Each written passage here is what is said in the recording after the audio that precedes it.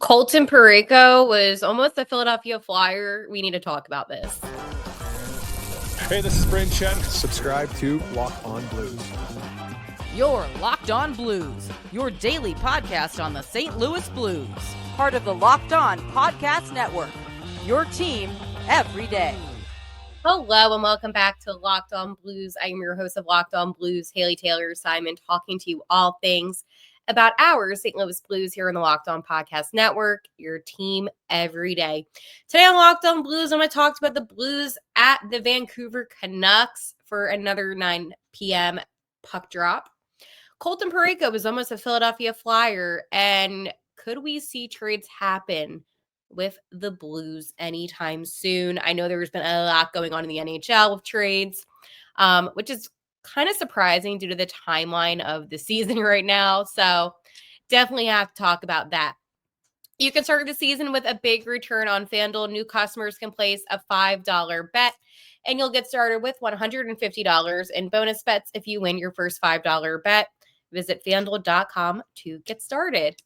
I hope everybody is having a very happy and good Tuesday. It is December 10th, getting closer to Christmas, which is super exciting. However, the Blues, they do have a late night puck drop tonight as they are at Vancouver taking on those Canucks. Yes, I know that these late puck drops suck. I hate them too. Honestly, there's a great chance that I might go to bed, wake up, and watch the game just because I love my sleep. And these late night puck drops, as a sleepy girl, does not make it easy. I love my Blues and I watch every single game, but sometimes I do record the games and watch them in the next morning. Anyways, let's talk about the game, okay? The Blues, they just lost the Edmonton Oilers 4-2. Dylan Holloway did score, so that was a positive. However, at the end of the day, it just was an unacceptable loss. It was not good, especially that one. I did a whole episode yesterday. Go watch that. Anyways, the Blues did not run lines during today's morning skate. So it should look kind of how it was against the Oilers. Coach Montgomery did mention 2 changes, though, saying that P.O. Joseph will return to the lineup in place of Scott Perunovich. He also did confirm that Joel Hofer will be getting the start in net. So let me go tell you the lines just to give you a little bit of a refresh. So on that first line, it's Robert Thomas centering to the left, Jake Neighbors to the right, Bushi. Second line, Shen centering to the left, Holloway to the right, Kyrou. Third line, Sonny centering to the left, Sod, and to the right, Bold Duke. Finally, that fourth line, you have Foxa, and then to the left, Alexi, and then to the right, the Aussie Nathan Walker. Defense, we have Philip Broberg and Colton Parayko, Ryan Suter, Justin Falk. Then you have P.O. Joseph and Matthew Kessel, and then Joel Hofer in net. So there is, I wouldn't say pressure, but there definitely is a standard under Coach Montgomery. And I think that Scott Perunovich didn't have a good game. That's a very fair statement. So I'm not in any single way surprised that he is putting P.O. Joseph in. And I feel like that's the type of coach that Coach Montgomery is that he's not going to keep players in the lineup if he doesn't think they deserve to be. And I like that about him. You know, he is a very well-respected coach throughout the National Hockey League, I would say. And especially with what he did with Boston, with the President's Trophy that season, I feel like he means only business. And I think he knows some of these players' limits. I think he has expectations for them. But I think at the end of the day, if you're not going to perform well, then you're not going to be in the lineup. So I feel like that's where it goes into. But the thing is, when you have to look at a team like the Vancouver Canucks, right? I know I focus mainly on the Blues. I don't really talk about the teams necessarily that they're facing. The Canucks this season, again, not as bad as the Blues, but still not a great season for them as they're 14-8-4. Again, I feel like a lot of these Western Canadian teams just haven't been performing that well. They recently on Sunday lost to the Lightning 4-2, so a very similar loss to how the Blues lost the same score, not the loss in general. And then they beat the Blue Jackets. Wild obviously beat them in OT because the Wild can't seem to lose games. But Vancouver is one of those teams right now where I feel like they're kind of just on an uphill kind of battle with themselves. And let me explain, okay? Because I have seen the Canucks play a lot this season. I don't know why. They're one of those teams that I've watched quite a bit. But they, they know that the Blues, and here's the thing too. We all know there's a lot of connections, right, with certain teams. But their coach said really good rush team, and they were playing well. They are playing faster, and their rush has got to be up to par. So they're very well aware of that, right? JT Miller back skating with the team for Vancouver, and the return of Demko tonight. So a lot going on with the team itself. Again, I'm not going to dive too much into the Canucks because my focus is the Blues. However, with Demko coming back, that makes me nervous. But Joel Hofer is somebody that I'm very confident in. I feel good about him. And again, it's one of those things that, and I hate to be like this blunt, but let's just say they traded away Binner, okay? Would I be concerned about the state of the team? I don't know, honestly. I feel like I would be okay about it, just because I feel very confident in the team itself, if that makes any sense. So, yes, in a way, but you have a goalie within Joel Hofer, and let me know if you agree that I just feel like he is this up and coming star. I just have a feeling about it. He has been playing such great hockey, really good hockey actually. So, personally, I'm excited about it. And tonight's game, expecting a big game for Dylan Holloway, by the way. I always tell you a player to watch, or at least I used to. But watch Dylan Holloway because he has been killing it lately. And I feel like he is one of those players where everyone said, oh, third line or fourth line. I know I said that. I didn't expect him to be a second line type of player, but he is playing really well. I do like him alongside Captain Braden Shen with Shenny's centering. And that was another thing, by the way, heading into the season. I did not think Shen would be centering. I thought that he would be a winger. That was just kind of like the preconceived, like, I guess, idea that we all had. We also thought Bushi would be centering, and I think that Bushi thrives on the wing position. I really do. And I think Shen centering just makes sense. It's where he's obviously comfortable at and where he does the best.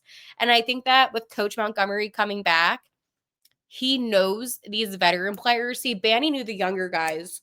Coach Montgomery knows the vets, the guys that were on that team during that cup run. He knows those guys, right? And a little bit beyond. So I do believe that there is a lot of benefits to having somebody that was involved in your organization with maybe, again, like I think about guys like a Robert Thomas, like who was only a rookie that season. Binner was only a rookie that season, the cup season. So you think about it like that, like he was there for Kyger's rookie season because he was there for a couple seasons after. So again, it's just one of those things. It's comfortability. I think he actually joined a season after. Listen, dates, whatever. The point is, he is familiar with the guys that we care about. So tonight's game should be a battle, but I'm hoping that the Blues get back in the win column. I think they're more than capable of doing that tonight. Honestly, if it goes either way, I would not be surprised. But I always sometimes like to do this thing where I see the line because I like to see what the bettors in Las Vegas think. I know. it's silly, the betting lines, but it's Blues plus 145. And then the Canucks are minus 170. So the odds makers think Vancouver has it. Why do I say that? Because I really do feel like this could be anybody's game. I do. And just because the Blues didn't play well in the beginning of the season, I mean, they did play well like their first couple games, honestly. I do believe that this is a much better team than their record reflects. And I'm only looking at their record now since Coach Montgomery has been here, and they've only recorded one regulation loss. So that's a positive, but I do think that it's going to be a good game tonight. Anyways, Colton Parayko was almost a Philadelphia Flyer. Whoa. Well, I'll talk to you about that. But first, I want to talk to my friends over at Prize Picks. Today's episode is sponsored by Prize Picks. If you love sports, you're going to love Prize Picks. The best place to turn your sports knowledge into real money. Whether it's hockey, football, or any of your other favorite sports, Prize Picks makes it easy to get in on the action. And here's why you need to get started today. You can win 200 times your money on Prize Picks. Get $50 instantly when you play your first $5 lineup. No need to win. The 50 is guaranteed. Prize Picks also offers weekly promotions like Taco Tuesday, which is today, where select player projections can get 25%. Okay, you can get up to 25% with that. It's insane. So this week on Prize Picks, I'm eyeing the hockey board, and I'm looking at Jack Hughes for more than 4 shots on goal, and then Panarin for more than 1 assist. It's so simple to make my picks and have fun with my friends and potentially cashing out fast, okay? Download the app today and use code LOCKEDONNHL to get $50 instantly after you play your first $5 lineup. That's right, $50 instantly. Prize Picks, run your game. So, my friends, hi. I was on Twitter today as one tweets and goes about their day. And I saw something that caught my eye, and it was posted by Andy Strickland, right? And it was about how Colton Parayko almost became a Philadelphia Flyer. And this was, I just want to give full credit, this was on Hockey Sense. Whenever there's something, I'm going to always give credit for whatever it is. Everybody. And I think, Andy does such a great job. And, Andy is just such a good host. I feel like he gets a lot out of Doug, and I'm going to explain the whole situation because I thought it was a really cool story that Andy Strickland was able to get out of Doug EA. So essentially, I believe this was around 2015. Ron Hextall, who was the Flyers GM at the time, had interest in Colton Parayko, and the Blues had interest in some of the Flyers players, right? So Doug EA and Tim Taylor, and I believe that he still did player development at the time, I want to say. They went to Bowling Green to see Colton play. And it only took them like a couple plays to realize how big of an asset he would be to the St. Louis Blues' team. And it was one of those moments where Doug was like, I can't get rid of him. So he calls up Hextall, right? And he's like, we cannot did I say 2015? Yeah, because they were going to trade because he was drafted in 2012. Yeah, so it had to be 2015. And he was like, we cannot trade him. He's too big of an asset. And Hextall was like, okay, whatever. So that ended up not happening. But it was one of those funny things because he began his rookie season in 2015, 2016. But obviously it was before he played that season because his rookie season, he played almost all 82. He played like 79 games. So it was before that. And they were going to do a trade. And Doug laughs about it because he was like, yeah, he could have very well not been a Blue.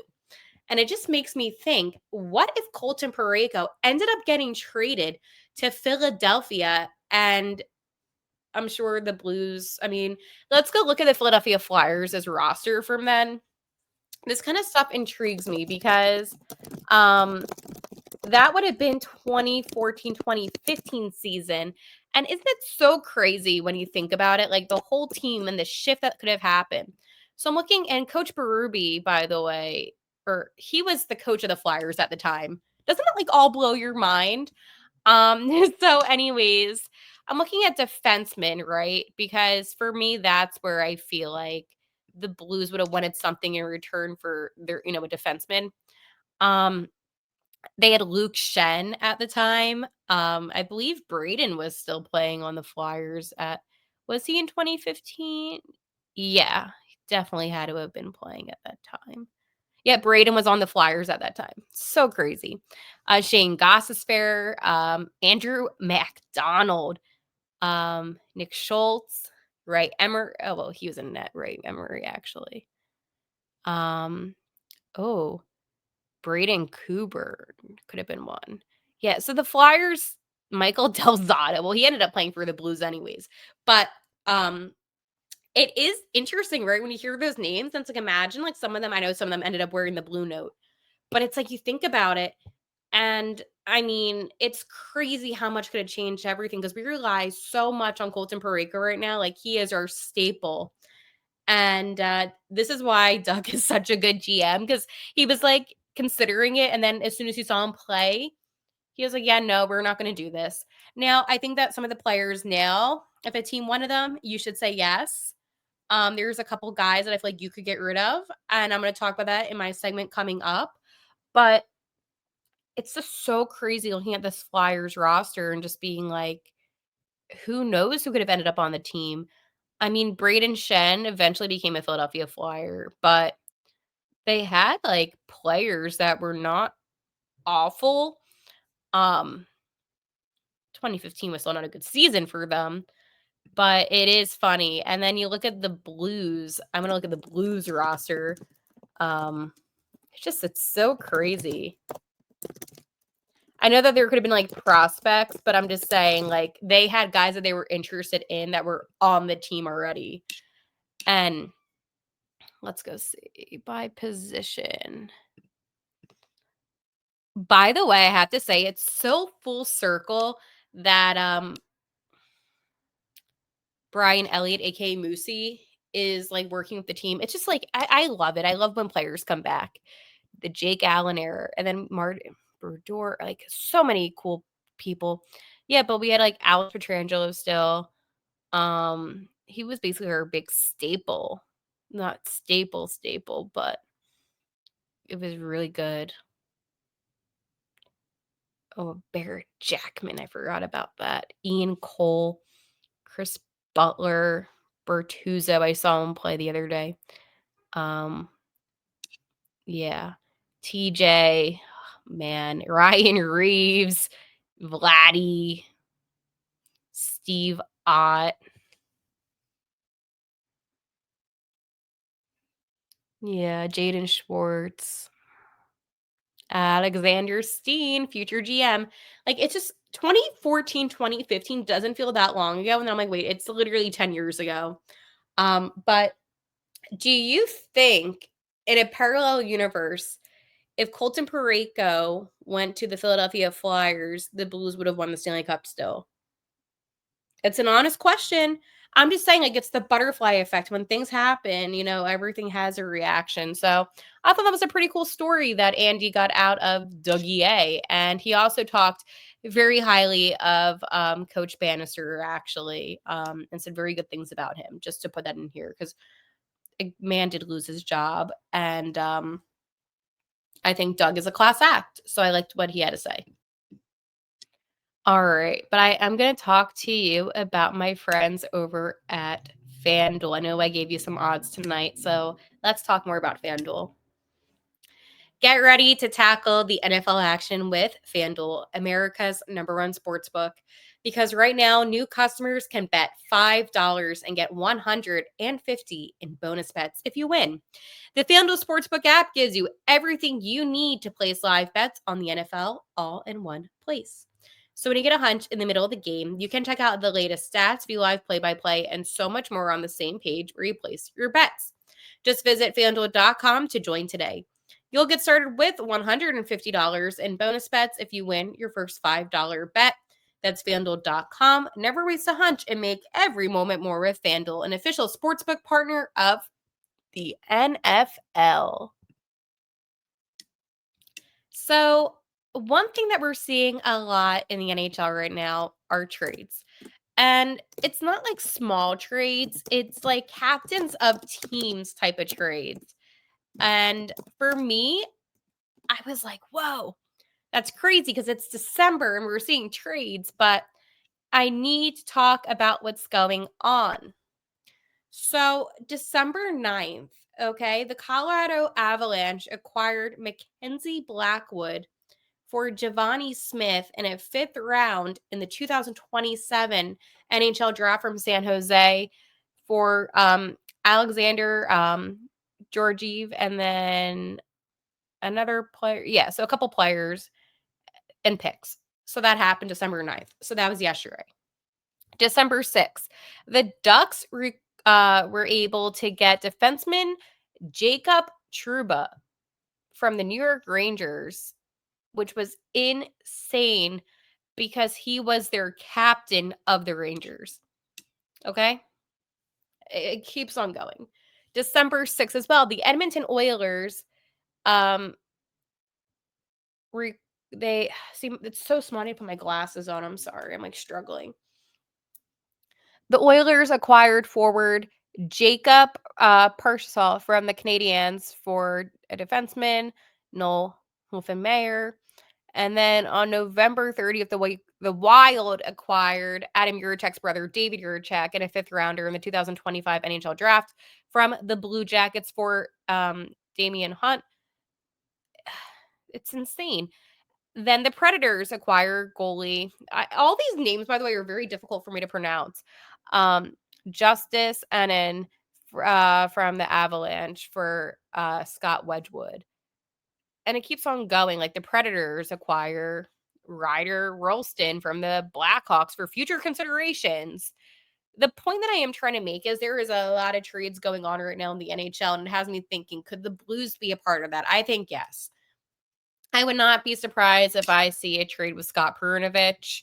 I'm not saying that that's going to happen, but it could also be for like a 5th round draft pick in the 2026 draft, like something like that. You know what I mean? I just kind of feel like at this point, and I know that they've used him, I just don't really feel like it's been, how do I say this? Beneficial. Maybe they will trade him. They'll get another good defensive player. I'm just saying that I feel like with him not playing as much, maybe they could look into that. I am not wanting players of the Blues to specifically get traded just so they could be a part of all these trades. But I do find it interesting, the teams that are trading players, the teams that are making moves. I mean, I understand Columbus getting rid of some players because they're not a good team and they probably just would rather play their prospects or whatever and just kind of like get a good draft pick, probably. But teams like the Avalanche, like they're not bad teams. And then the Rangers, I mean, they're a hot mess. But the Blues are in a position. I mean, I told you they're the 11th worst team right now in the National Hockey League. Like they could get something out of some of their players. And it depends on what the expectations are for the season. Does management, not the players, management, do they see them as a playoff team or getting a good draft pick? That's the reality of it. So hopefully I will stay up for just the first period and then watch the rest tomorrow morning and wake up to a Blues win. I hate late night puck drops, normalized daytime hockey games. I will talk to you later. And like always, let's go Blues.